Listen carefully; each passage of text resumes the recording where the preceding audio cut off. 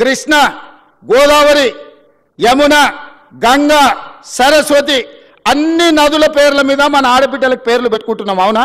మన ఇంట్లో ఆడబిడ్డ పుడితే కృష్ణానో, కావేరో, గోదావరో, సరస్వతో, గంగానో అని నదుల పేర్లు మన బిడ్డలకు పెట్టుకుంటున్నాం. ఏ తండ్రి అయినా ఆయన బిడ్డకు మూసి అనే పేరు పెట్టుకున్నాడా?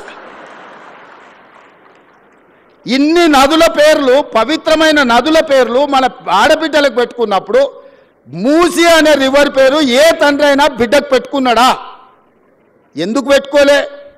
ఆ మూసి కంపు కొడుతుంది కాబట్టి, మూసి మురిగిపోయింది కాబట్టి, మూసిలో విషం చిమ్ముతున్నది కాబట్టి ఆ విషము, ఆ కంపు, ఆ మురికి మా బిడ్డల పేర్లు పెట్టుకోవద్దని తల్లిదండ్రులు ఏదైతే అనుకుంటున్నారో ఆ మూసి మురికిని ప్రక్షాళన చేయాలనుకుంటున్నా నేను.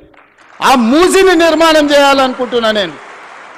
ఎందుకు యమున, సరస్వతి, గంగా, కావేరి పేర్లు పెట్టుకున్నప్పుడు మూసి అనేందుకు మన బిడ్డలకు పెట్టుకోకూడదు? ఆ మూసిని అద్భుతంగా నిర్మించినప్పుడు తప్పకుండా తల్లిదండ్రులు వాళ్ళ బిడ్డల పేర్లు మూసి అని పెట్టుకుంటారు. అంత అద్భుతమైన నిర్మాణం మనం చేసుకుందాం. నిర్మాణ క్రమంలో మల్లన్న సాగర్లో 14 ఊర్లను ఖాళీ చేసి 60,000 ఎకరాలు మల్లన్న సాగర్లో ల్యాండ్ ఎక్వేషన్ జరగలేదా? కొండ పోచమ్మలో జరగలేదా? రంగనాయక సాగర్లో ల్యాండ్ ఎక్వేషన్ జరగలేదా? నాగార్జున సాగర్ నిర్మించినప్పుడు ల్యాండ్ ఎక్వేషన్ జరగలేదా? శ్రీశైలంలో మా కొల్లాపూర్ మునిగిపోతే 92 జీవో ఇచ్చి ఇప్పటికి ఇంకా ఉద్యోగాలు ఇవ్వని కేసులు పెండింగ్ ఉన్నాయి. శ్రీశైలం కట్టినప్పుడు నిర్వాసితులు కాలేదా? ఇవాళ మూసి నిర్మాణం చేస్తే కూడా కొన్ని వేల మంది, 5,000 మందో 10,000 కుటుంబాల్లో నిర్వాసితులు అయితే నిర్వాసితులను ఎట్లా ఆదుకోవాలో సలహా చెప్పండి అని నేను అడుగుతున్నా. ఈరోజు భూసేకరణ జరిగేటప్పుడు, మూసి నిర్మాణానికి భూమి తీసుకునేటప్పుడు మల్లన్న సాగర్ల భూ నిర్వాసితులను నువ్వు పోలీసులతో కొట్టించి, గుర్రాలతో తొక్కించి కొట్టినావు కదా. ఇవాళ వాళ్ళందరినీ హక్కున పెట్టి చేర్చుకోవడానికి అధికారులను ఇళ్ళు పంపించి వాళ్ళకి డబుల్ బెడ్రూమ్ ఇల్లు ఇచ్చి, తవ్వకర్సులకు 25,000 ఇచ్చి వాళ్ళకు ఉద్యోగ ఉపాధి అవకాశాలు కల్పించడానికి నేను ఏర్పాట్లు చేస్తున్నాను. ఇదేమన్నా తప్ప? వాళ్ళ పిల్లలు వాళ్ళు మూసీలో బతికినరు, మురికిల్లే బతికిను, మురికిల్లే చచ్చిపోయారు. రేపు వాళ్ళ పిల్లలు కూడా ఆ మురికిల్లే పెరిగి మురికిల్లే చచ్చిపోయి మురికిల్లే ఉండాలన్న వాళ్ళు. ఆ మూసీలు ఉన్న వాళ్ళకు మంచి జీవితం ఉండొద్దా? వాళ్ళ పిల్లలు చదువుకోవద్దా?